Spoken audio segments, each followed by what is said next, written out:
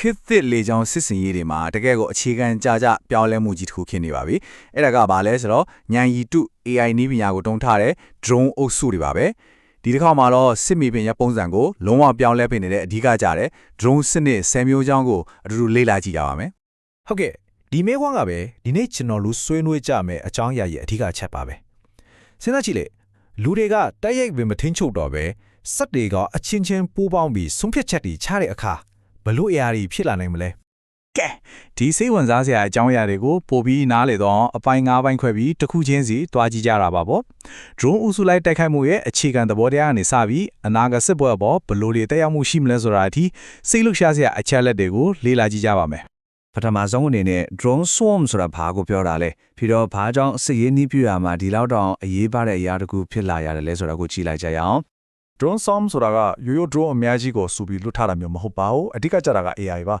ပြောင်းတူလို့ပဲပေါ့ drone တစ်စင်းချင်းစီကအချင်းချင်းအဆက်မပြတ်ဆက်ထွယ်ပြီးအဖွဲ့တစ်ဖွဲ့လို့ပူပေါင်းလို့ဆောင်နိုင်တဲ့စွမ်းရည်ရှိတယ်ဆိုလိုတာကဘဟိုကနေတရားကလန်ထင်းချုပ်နေစရာမလိုပဲသူတို့ချင်းချင်းဆုံးဖြတ်ချက်တွေချနိုင်တာကသူ့ရဲ့အဓိကအချက်ပါပဲဒီနည်းပညာရဲ့အားသာချက်ကတော့တကယ်ကိုကြီးမာပါတယ်တစ်ချက်ကရန်တို့ကာကွယ်ရေး system တွေကိုအရေးအတွက်အများကြီးနဲ့တပြိုင်တည်းထိုက်ခိုက်ပြီးဝင်ပေးတော့အားလုပ်နိုင်တယ်။နောက်ပြီး drone အများကြီးကနေပုံစံမျိုးမျိုးနဲ့စုထားတဲ့အချက်လက်တွေကြောင့်ထောက်လန်းရေးကပိုပြီးတိကျပိုပြီးပြည့်စုံလာတယ်။အရေးကြီးဆုံးကတော့လူတစ်ယောက်စဉ်းစားပြီးတုံ့ပြန်နိုင်တာထက်အစားပေါင်းများစွာပုံမြန်တဲ့ထိုက်ခိုက်မှုတွေကိုလုပ်နိုင်တာပါပဲ။ဟုတ်ပြီ။အဲ့ဒီတော့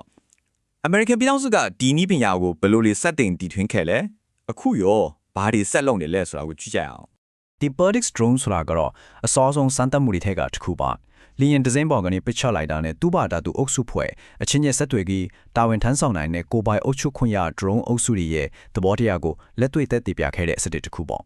့ဒီမှာတကယ်စိတ်ဝင်စားဖို့ကောင်းတာကမြာဝေထားတဲ့ဦးနောက်ဆိုပြီးအယူဆပါဆိုလိုတာက drone တစ်စင်းကကောင်းဆောင်လုပ်ပြီးကျန်တဲ့ဟာတွေကိုအမိန်ပေးနေတာမျိုးမဟုတ်ပဲအားလုံးကစူပေါင်းပြီးစုံဖြတ်ကြတယ်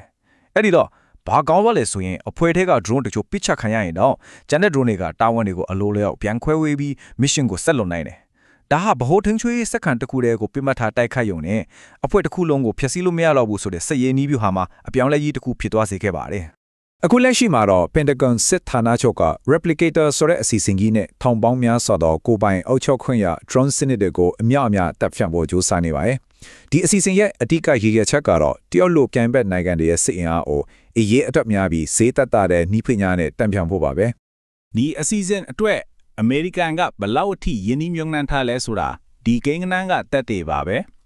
2024ဘဏ္ဍာနှစ်တစ်ခုတည်းအတွက်ကိုပဲဒေါ်လာတန်930ဟေပြီးနောက်နှစ်အတွက်လည်းဒီပမာဏကိုပဲထပ်ပြီးတောင်းခံထားပါတယ်ဒါအနီးပညာကိုဘလောက်အထိအရေးတကြီးတဘောထားနေလဲဆိုတာကိုရှင်းရှင်းလင်းလင်းပြနေတာပါပဲဒါပေမဲ့ဒီနည်းပညာကအမေရိကန်တနိုင်ငံထဲမှာပဲရှိနေတာတော့မဟုတ်ပါဘူးကမ္ဘာတစ်ဝန်းကနိုင်ငံတွေကလည်းကိုနီကိုဟန်လည်းအပြိုင်အဆိုင်ကိုထိထွေနေကြပါတယ်တူကီရဲ့နိုင်ငံထုတ်ခါဂူတူ drone ဟာစစ်မြေပြင်မှာလက်တွေ့အသုံးချခဲ့ပြီးဖြစ်တဲ့ကိုပိုင်အုပ်ချုပ်ခွင့်ရတိုက်ခိုက်ရေး drone အုပ်စုရဲ့အထင်ရှားဆုံးဥပမာတစ်ခုဖြစ်ပါတယ်ဒါပစ်မှတ်ကိုသူ့ဘာသာသူရှာဖွေဖော်ထုတ်ပြီးတိုက်ခိုက်နိုင်ပဲအတေခံ drone ယူဆတစ်ခုလည်းဖြစ်ပါတယ်ကာဂိုတူရဲ့အဓိကထူးခြားချက်က AI ကိုသုံးပြီးပစ်မှတ်တွေကိုသူ့ဘာသာသူရှာဖွေဖော်ထုတ်တိုက်ခိုက်နိုင်တာပါပဲဒါဟာလစ်ပြားလိုစစ်မြေပြင်တွေမှာ AI drone အုပ်စုတွေကိုပထမဆုံးအသုံးပြုခဲ့တဲ့တာတကတစ်ခုဖြစ်ပြီးလူသားထိန်းချုပ်မှုမလိုတဲ့လက်နက်တွေရဲ့ခေတ်ကိုစတင်လိုက်ပြီးဆိုတာကိုပြသနေလို့ပါပဲတရုတ်နိုင်ငံကတော့အရေးအတွက်အလွန်များပြားတဲ့တောင်ပန်ပုံသေးတက်ဆင်ထားတဲ့ drone အုပ်စုလိုက်စနစ်ကိုပြသခဲ့ပါတယ်တရုတ်ရဲ့ swarm eye စနစ်ကတော့အရေးအတွက်အပြင်တကယ့်ကိုအံ့ဩစရာကောင်းပါတယ်drone စင်200လောက်အထိကိုရွေ့ရရင်တစီပေါ်ကနေပစ်လွတ်ပြီး operator တယောက်ထဲကထင်းချုံနိုင်တယ်လို့ဆိုပါတယ်။ဒါအပြင်ရန်သူရဲ့အလိုက်နှောင်ရှက်မှုတွေကိုခံနိုင်ရရှိအောင်လဲဒီဇိုင်းထုတ်ထားတယ်။လိုင်းနှောင်ရှက်မှုဆိုတာကတော့ရန်သူကရေဒီယိုလိုင်းတွေတုံးပြီး drone နဲ့ထင်းချုပ်ရေးစခန်းကြားကအဆက်အသွယ်ကိုဖျက်တောက်တာမျိုးပါ။ဒီစနစ်ကအဲ့ဒါကိုကာကွယ်နိုင်စွမ်းရှိတယ်လို့ဆိုပါတယ်။ဥရောပနိုင်ငံတွေရဲ့ချင်းကတ်ပုံကတော့နည်းနည်းလေးကွဲပြားပါတယ်။Tele Swamaster က AI ကို operator ကိုကူညီဖို့အဓိကအသုံးကြီးအစွမ်းအဖျက်ကိုတော့လူကပဲချစေတယ်။ပြင်သစ်ရဲ့ Icarus Swarms ကတော့တာမန် drone တွေကိုပဲ mission အလိုက်လွယ်လွယ်ကူကူပြောင်းလဲတက်ဆင်နိုင်တဲ့ modular စနစ်ကိုအာရုံစိုက်ထားတာတွေ့ရပါတယ်။ကဲအခု theory တွေစံတတ်မှုတွေနဲ့ခွာပြီးလက်တွေ့စစ်ပွဲတွေမှာထိရောက်မှုရှိကြောင်းသက်သေပြခဲ့ drone တွေအကြောင်းကိုလေ့လာကြည့်ကြရအောင် ယူကရိန်းမှာဖြိုးဖြိုးနေတဲ့ဆွာမာစနစ်ကတော့စစ်မြေပြင်ရဲ့တရလိုအပ်ချက်အရာဘယ်လောက်ထိလင်းမြန်စွာတီထွင်စမ်းသစ်မှုတဲ့လှုပ်ဆောင်နိုင်လဲဆိုတာကိုပြတဲ့အကောင်းဆုံးဥပမာတစ်ခုပါပဲ